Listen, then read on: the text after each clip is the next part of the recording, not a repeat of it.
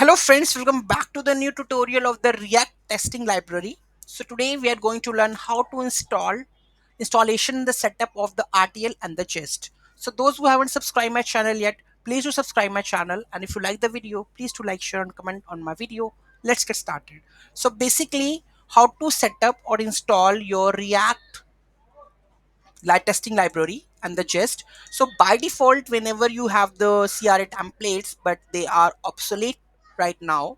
Okay, so whenever you have a like setup, you can see that we have this setup. Okay, so this is my previous package.json file, and the which React they are using, it's 18, right? So React 18 is added over here, and by default they have some testing libraries, that is this one.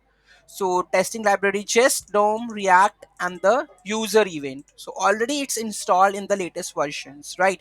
So we are going to use that one without adding any kind of library. Okay, so if it is not there, then you have to install these libraries which I have shown you, like testing library, React, just DOM and testing user event. Okay, so you have to install this.